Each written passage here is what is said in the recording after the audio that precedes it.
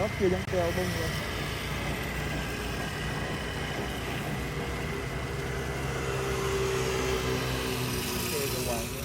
Anh phải làm cặp đèn nữa. Ừ. Mới biết đầu đuôi. Gắn biển số nữa. À.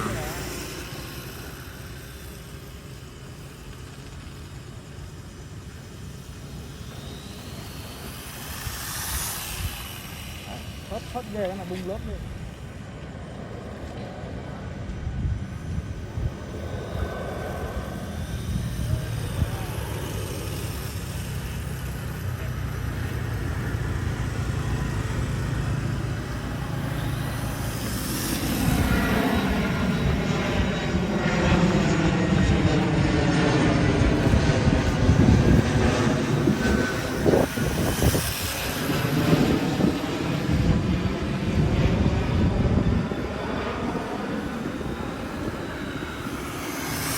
Đấy là nằm vẫn ngon. Hả? Đấy là nằm nó vẫn ngon. Ừ. Chạy nó khăn không tốt.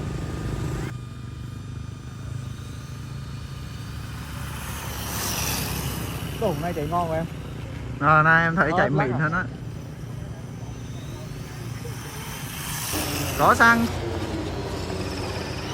Trực vo hơi yếu, em tính kiếm thêm con nữa. Em gắn có con à.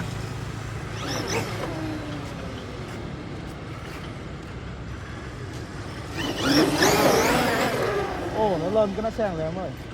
Ô, Không, anh để thẳng lái rồi anh bốc.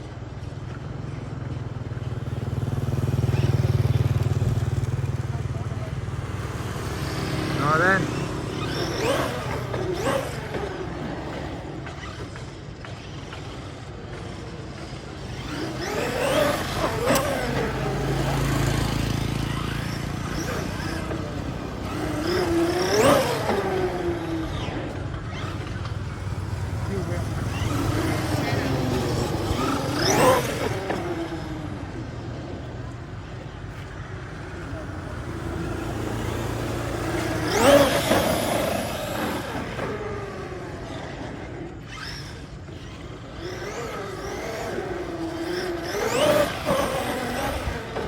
Chạy đi. Thôi chạy em thử chưa thì đó, thì chủ nhật này anh không về mà anh lại làm.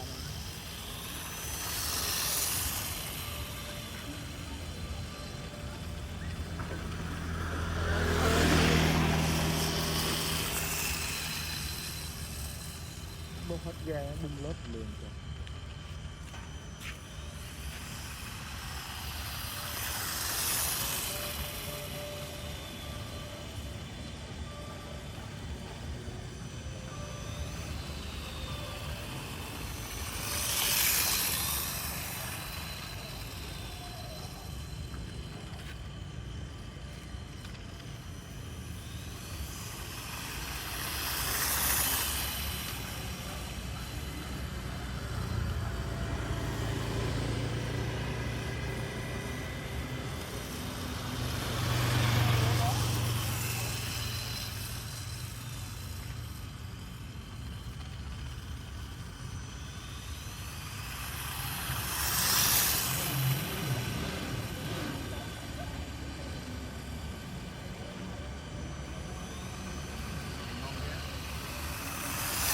Không có xe mấy.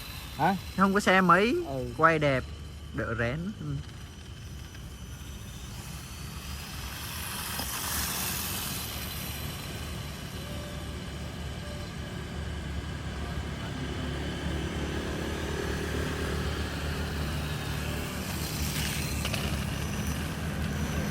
Rồi sao?